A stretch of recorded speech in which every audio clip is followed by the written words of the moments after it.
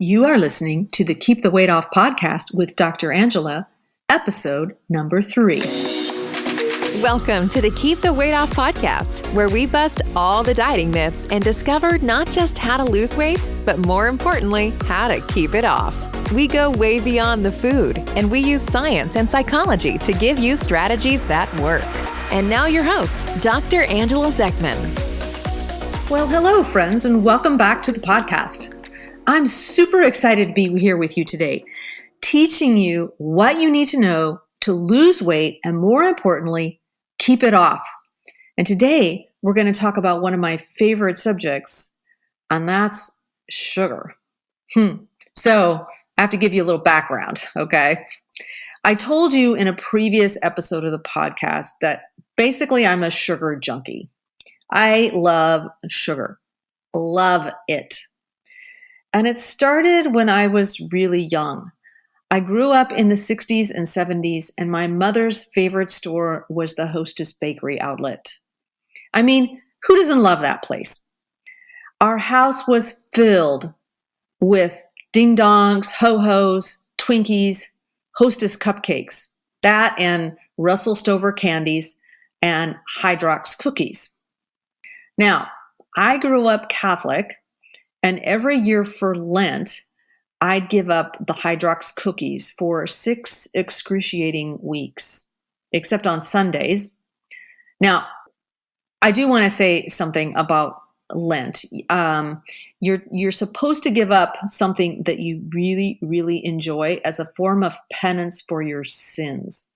And so the thing that I absolutely loved the most were those Hydrox cookies, right? So every year for Lent, except on Sundays. Sundays were not actually a part of Lent. At least this is what I was taught. So Sundays didn't count. So they were like a free day.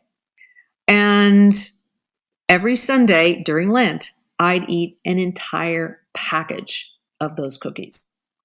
Not just 1 or 2 or 3 or 4, the entire package. That kind of lets you know sugar really affects my brain. Growing up, there was chocolate everywhere and ice cream. And I mentioned that I learned to bake and decorate cakes when I was about 12. We had dessert with every lunch and every dinner. It was just the way we did things, and I never really questioned it. So yeah, I absolutely love sweet things. And as I got older, I gave up the Hostess stuff, but I'd still find myself face down in a bowl of ice cream every night, or eating tubes of raw cookie dough, chocolate chip cookie dough, or digging uneaten pieces of cake out of the trash. Just really, really struggled with this stuff. It was just like I just couldn't help myself.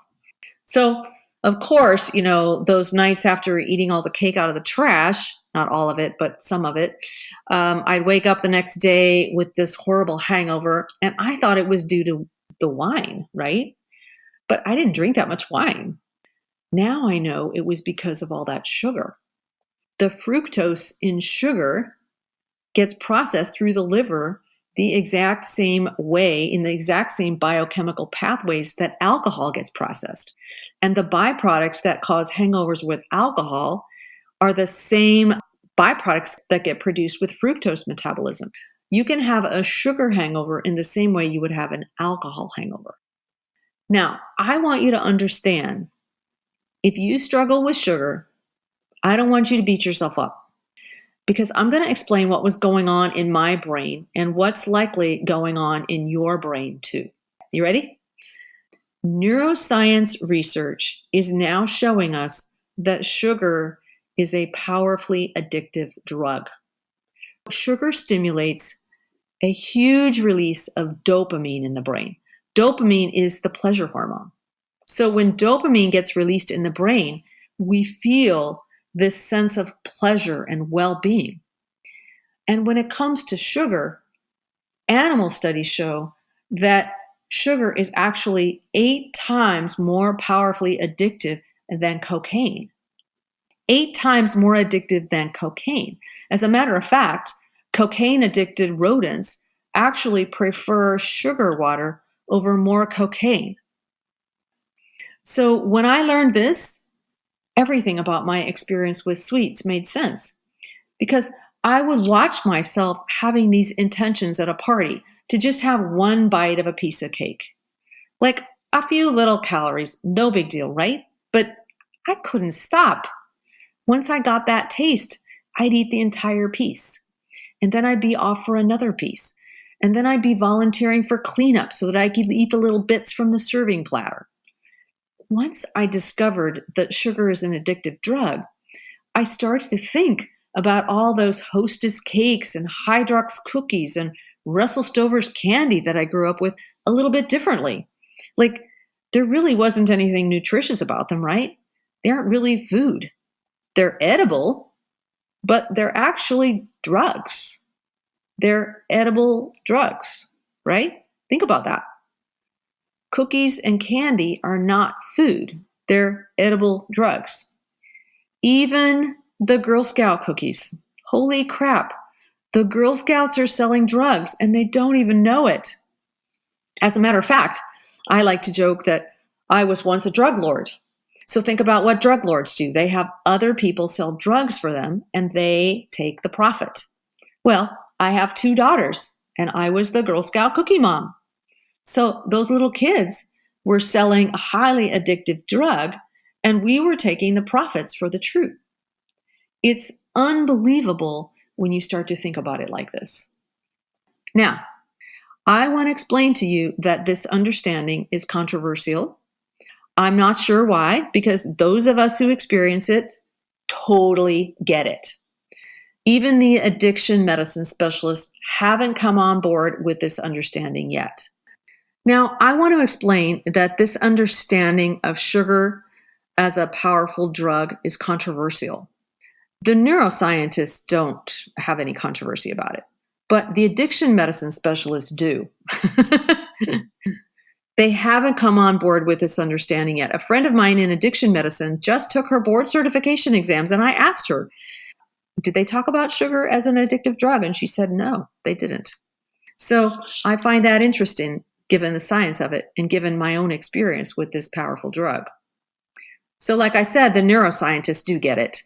They scan the brains of people who are addicted to all kinds of street drugs and people who are addicted to sugar, and the brain scans look exactly the same, just more powerful with sugar. Now, the other thing I want you to understand, I don't really think that there's any doubt that sugar is a powerful drug. We have the science to back that up. Now, the other thing I want you to understand is that flour can be equally addictive, especially white flour. So foods like pizza and pretzels and bread and pasta that are made with flour, they don't really taste sweet, but they actually stimulate the sweet taste receptors on the tongue and down into the digestive system, and they give us the same dopamine hit. So, here's a question for you. Is it possible that, like me, you could have an addiction going on? And this is the reason lasting weight loss is so hard?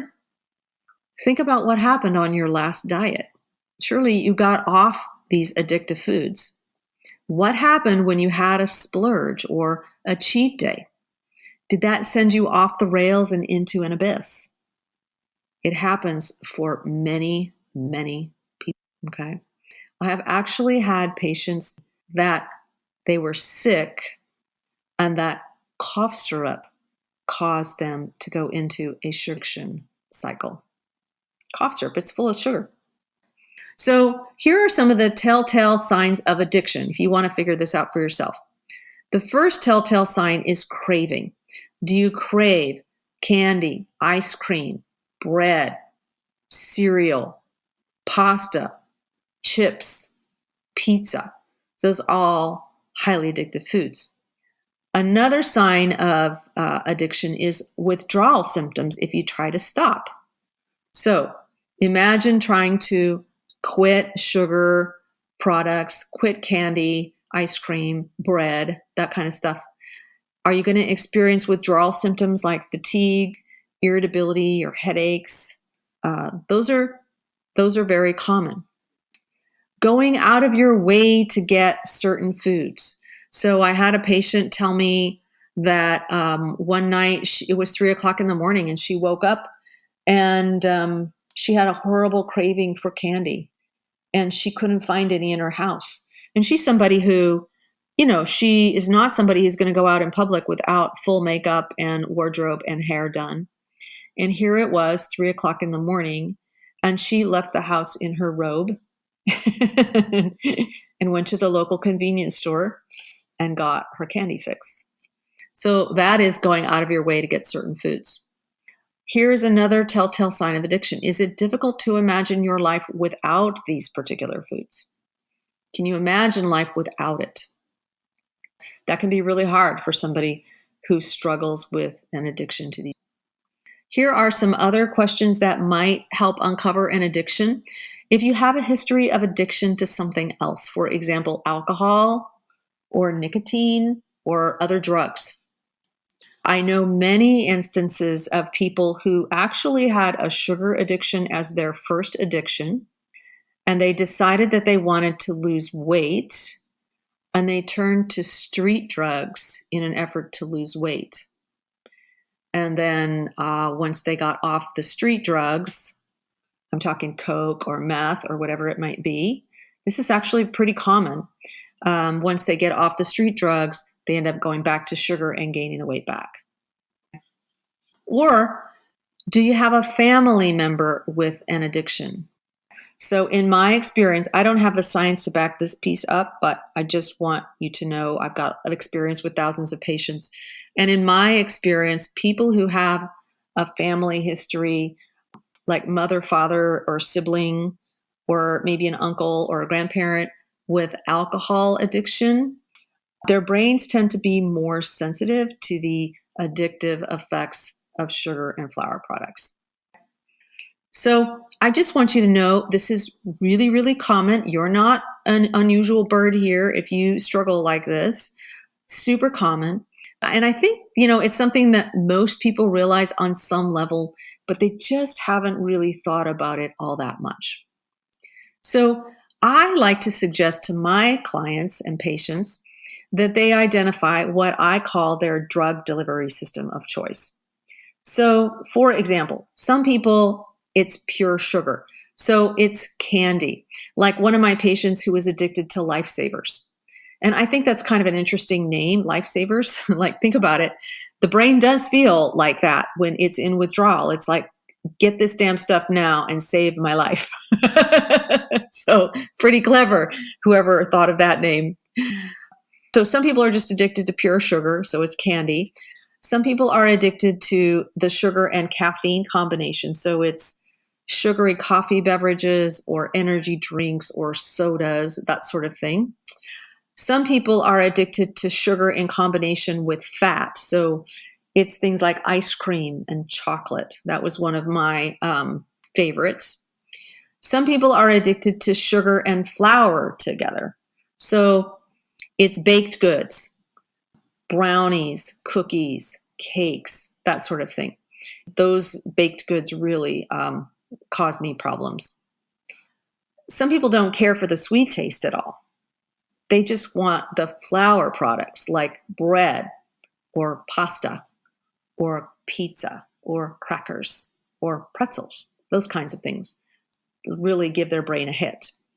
So whatever your favorite form of this drug is, I just suggest paying attention and watching yourself and seeing, put on your observer hat and see how your brain responds to these.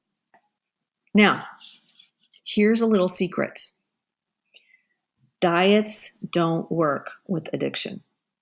I want you to think about a diet. We talked about it in the last podcast. It's a short-term restriction in food intake for the sake of weight loss. Once you achieve a certain goal weight, you stop the diet, right? And you go back to eating normally. Usually there are cheat days built into the diet where you allow yourself to eat foods that are otherwise forbidden on the diet. So let's think about this from the standpoint of sugar or flour addiction. Compare this thinking with other addictions. Can you imagine telling an alcoholic who's gotten sober that it's okay to have a drink on a cheat day? Or that it's okay to drink during the holidays because everybody else is? Or that he or she should just accept gifts of wine or beer or gin because it's impolite not to? That's not going to work because there's brain chemistry involved. There's a sensitivity there that has to be taken into account. And a cheat day with alcohol, even just a little bit, is going to lead to a relapse. So for many people, the same thing is true for these highly addictive foods. A cheat day leads to more cheats, and before you know it, it's a full-blown relapse. And this is what can really thwart your attempts at lasting weight loss. So I want you to think about your own brain, just objectively and without judgment. How sensitive is your brain? What happens to you with these foods? Think back to the last diet you went on. Surely you got off these addictive foods and you lost weight. Did you fall off the wagon as soon as you had a splurge? Or were you able to have just a little bit and be okay? You have to know your own brain. Not everyone's an alcoholic. Not everyone's brain is super sensitive to sugar and flour. You need to know your own brain. I do want to say that if you do have a sensitive brain, I'm right here with you. I totally get it, and I understand it. If you do feel like you might actually have an addiction going on, I want you to know that there's help. It's almost impossible to stop eating sugar on your own. Remember, it's 8 times more addictive than cocaine, and it's tempting you everywhere. People are giving it to you as gifts. So you're going to need some help dealing with this. So I've developed ways to help. Remember, I experience this every day, and I have my own struggles with these substances. So the first way to get help is to join my free Facebook community called Sugar and Flour Busters Society. All of us there are working to support each other in living sugar and flour-free lives. It's a really remarkable place to be, really. Lots of great recipes. It's a place where eating nutritiously is normal, so you're not going to feel weird. You're not going to feel like you're doing anything special when you stop eating cookies and ice cream and bread. The other thing that you can do is to go to JourneyBeyondWeightLoss.com and sign up for my free course. This will get you started on your weight loss journey the right way, backed up by science. While you're there on the Journey Beyond Weight Loss page, go to podcast episode 3 and leave me a comment and let me know your experiences. I want to know, do you think that you may be addicted to sugar or flour or both? And be sure to ask any questions and I'll get back to you with an answer. So listen, if lasting weight loss was easy, everyone would be skinny. If getting off sugar and flour products was easy, everyone would be skinny. You're going to need support. Remember, sugar is 8 times more powerful than cocaine. And what does it take to get people off of cocaine? It takes a hell of a lot of support. So you're going to need support. It's hard to do on your own. So please join me in Sugar and Flour Busters Society on Facebook. Go to Journey Beyond Weight Loss, download the free course, and remember that your journey to your health really, really matters. So that's all for today, and I will see you next time. Take care. Bye-bye. Hey, if you really want to lose weight and keep it off for good, your next step is to sign up for Dr. Angela's free weight loss course, where you're going to learn everything you need to get started on your weight loss journey the right way. Just head over to JourneyBeyondWeightLoss.com/free course to sign up. Also, it would be awesome if you could take a few moments and write a review on iTunes. Thanks, and we'll see you in Journey Beyond Weight Loss.